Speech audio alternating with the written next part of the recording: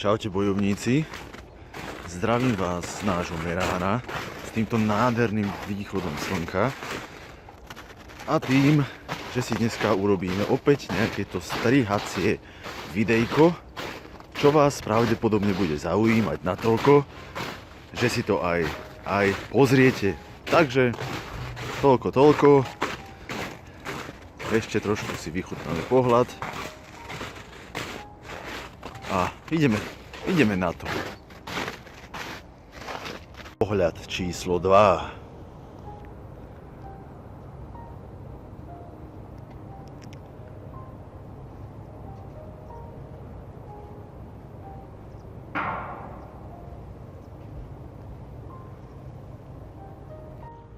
Strih po krátkom presune v čase si ideme spoločne ukázať nejakých pár príkladov. Bude to teda také nejaké všeobecnejšie videjko s pár koreňmi, ktoré si spolu ostriháme. Keďže tam bude niekoľko príkladov, je možné, že sa tam niekde nájdete a preto kúkajte ďalej, pozerajte. A nejdem ďalej kecať, proste poďme na to. Tu máme prvý príkladík, je to celkom dobrá divočina, ale o tom to je.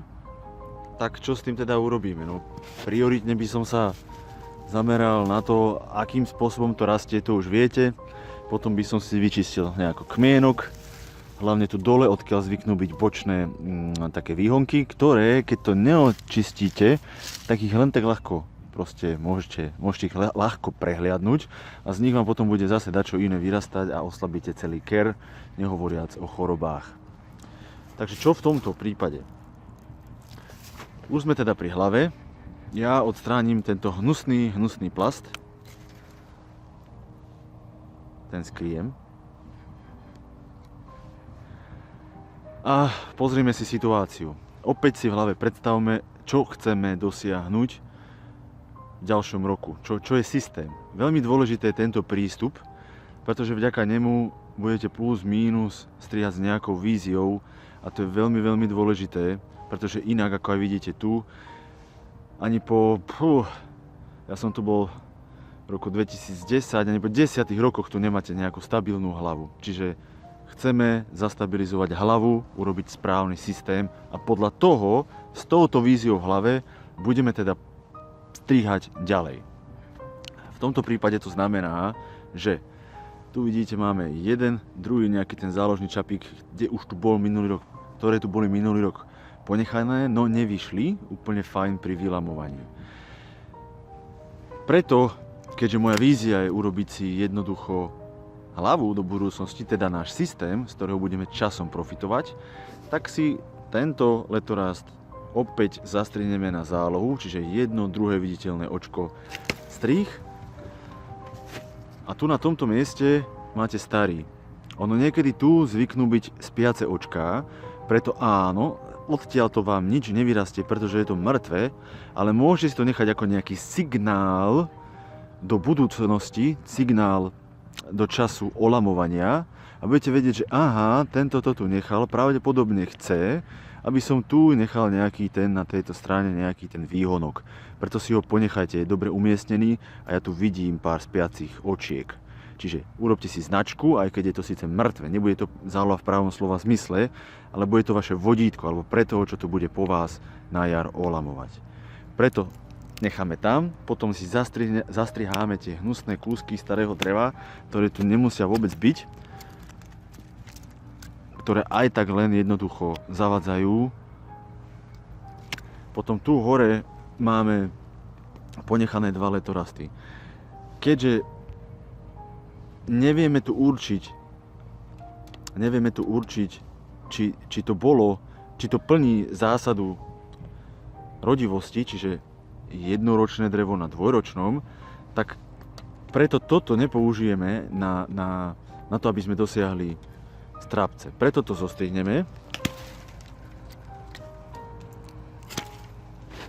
A tuto ten kus, ktorý nám takto vznikol, ten necháme proste vyschnúť prípadne to môžete pre jednoduchosť odstrihnúť, aj keď vznikne veľká rana. Záleží na vašej situácii a zdatnosti vás i vašich pracovníkov a na vyrodenie, na našu úrodu v budúcnosti, teda budúci rok, použijeme tento ťažeň. Pretože ten je rodivý, pretože je to jednoročné, ktoré je na dvojročnom. Tu nad ním teda strihneme a tento ťažeň použijeme na zahnutie, v tomto prípade úplne perfektne až ku ďalšiemu kmienku, pretože rast je perfektný a vinič máme takto pekne zostrihaný a pripravený na brutálnu úrodu. Dobre, to je prvý príklad takého malého chaosu a za chvíľku sa ozvem s ďalším príkladom.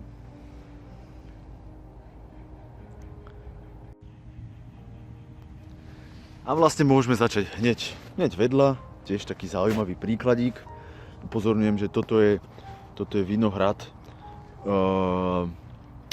modrého burgundského, ktorý bol vysadený v roku 2015. Takže, a vidíte, že stále tu není nič. Na Pratenbergu, kde boli staré kmienky, za 4 roky tým systémom, ktorý tu prezentujem, som dosiahol stabilizovanú hlavu. Ale vidíte, ako to vyzerá, keď nemáte dostatočnú víziu každého pracovníka. Pokiaľ nemáte dostatočnú víziu a neviete, čo chcete konkrétne mať v budúcnosti, vzniká taký malý chaos. Preto poďme sa pozrieť, ako ten chaos trošku upraviť.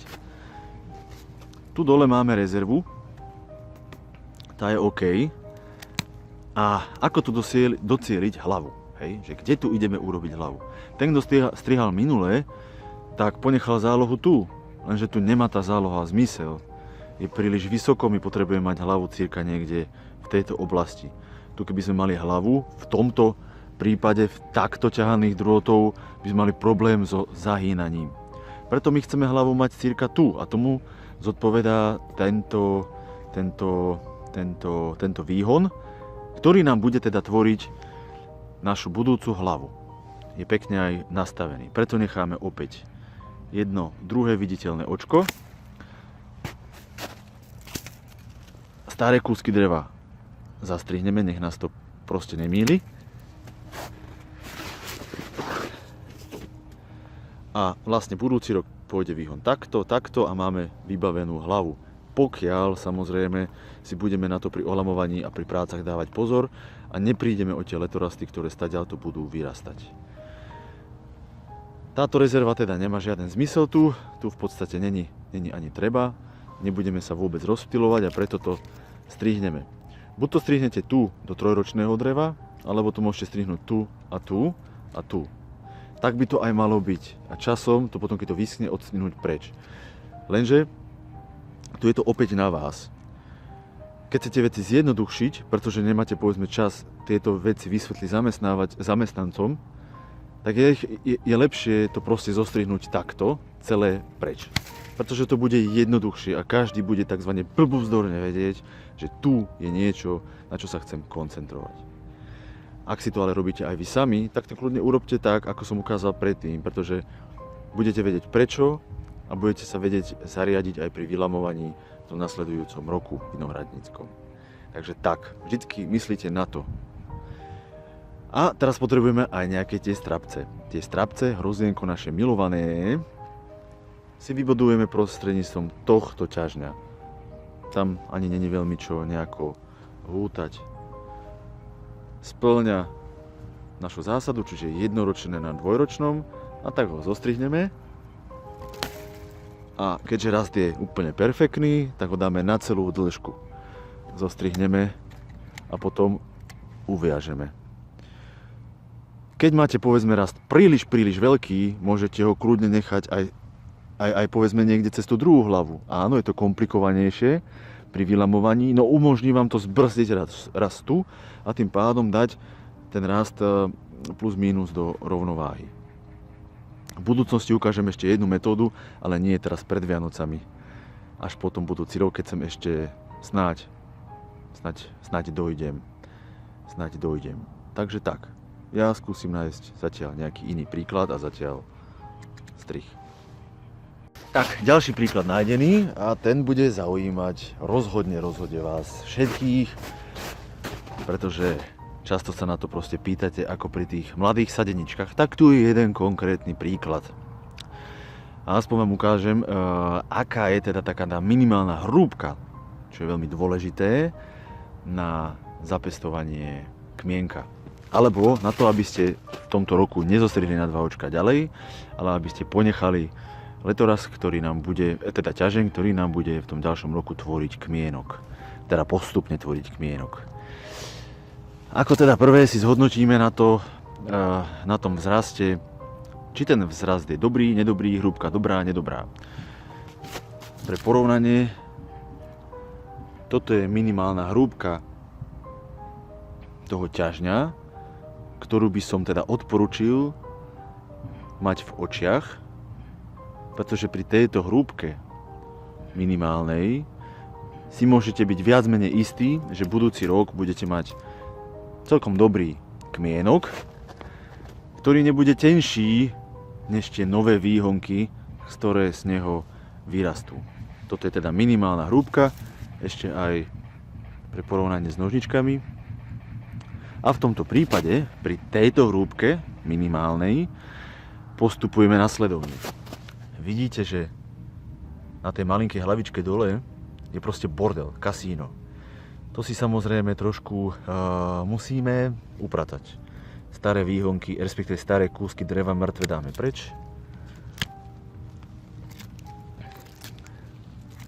Ak by ste ich totiž ešte nedali preč, zostali by z toho trčať a potom by to už bolo veľmi ťažké, mohli by tam proste žiť rôzne tvory, zvieratka, alebo ako by som to nazval, preto to očistíte a minimálne to vyzerá krajšie a vy tiež chcete, aby to aj nejako vyzeralo, aby ste mali aj nejakú tú potravu duše a nie len hlavy.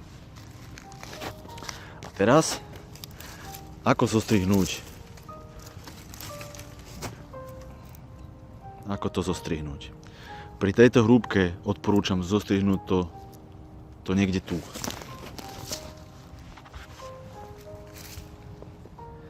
Tu chceme mať hlavu niekde v strede, preto zostrihneme niekde tu. Respektíve vo výške, maximálne vo výške toho roxoru. Určite nie je viac, pretože vy teraz nepotrebujete mať strapce, ale vašim cieľom je mať zastabilizovaný kmienok. Áno, momentálne vás láka mať nejaký ten strapec alebo viacej strapcov, lenže to sa vám môže vypomstiť v budúcnosti tým, že preťažíte sadeničku a tá sadenička v ďalších rokoch bude mať problém rásť, čo sa mi stalo niekoľkokrát a paradoxne nedostanete potom strapce takmer žiadne. Preto netreba to zbytočne uspiechať a pri tejto hrúbke to zostrihnúť maximálne vo výške toho prvého drôtu, ak teda počítame, že hlava bude niekde tu. V tom prípade toto prvé očko, keď sa to vyviaže, bude vlastne prvé, bude vo výške a ten letorast bude najväčší. Vďaka tomu potom, keď ponecháte letorasty ešte aj tuto a tuto, tie už nebudú také veľké, hrubé a lepšie sa vám z toho teda vytvorí do budúcnosti nejaký ten stabilný systém. Tak, a keďže tu už mám aj želiesko, tak do toho želieska to aj, alebo za to želiesko sem, to aj jednoducho umiestním. To by bol tento príklad. A ešte zistím nejaký jeden. A to by nám mohlo pred Vianocami stačiť. Veľmi zaujímavý príklad som našiel, ktorý v podstate bude naväzovať na jeden prípad, ktorý som vám ukázal pred nejakou to chvíľkou. Prípad, kde sme ponechali jednu rezervu, aby sme s nej vytvorili hlavu. A tu je presne taký jeden príklad, kde sme to spravili predtým tiež a zožalo to úspech. Tuto to presne vidíte, jednoducho, že to tak môže byť a funguje to. Dokonca v tomto prípade bolo použité staršie drevo tiež. Takže čo s tým? Tu je to asi tentokrát jasné, ale porozmýšľate, než vám to poviem. 1, 2, 3, 4, 5. Neviem, či to máte, ale každopádne ideme na to. Dám preč toto. No a našim cieľom je teda vybudovať hlavu a tú hlavu si vytvoríme prostredníctvom tohto a tohto letorastu tým, ťažňa tým, že ho zostrihneme nad prvým, druhým očkom, prvým, druhým viditeľným očkom.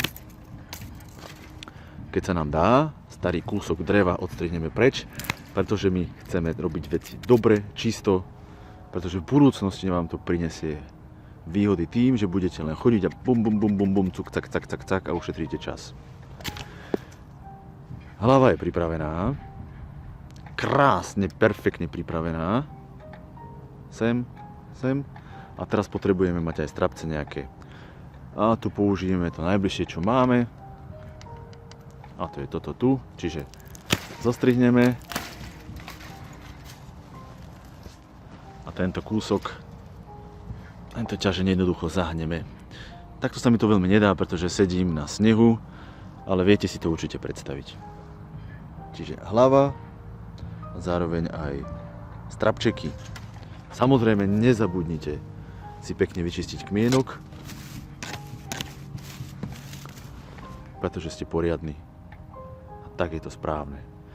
To by bol tento príklad a asi už iné nemám, i keď počkajte chvíľku. Ešte som chcel niečo povedať.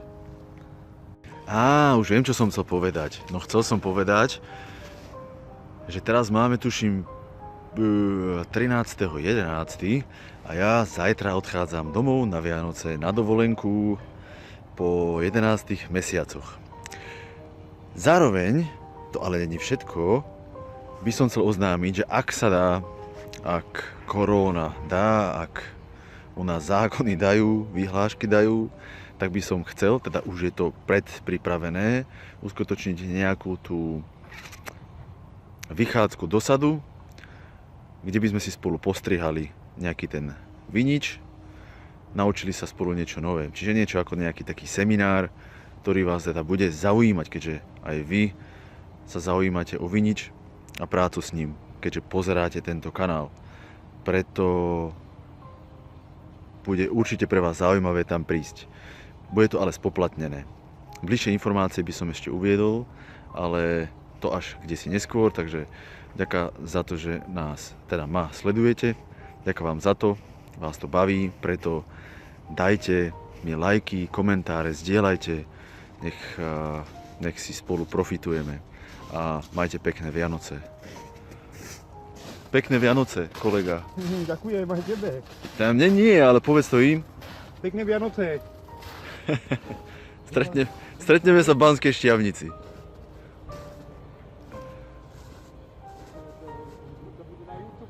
No, toto bude na YouTube.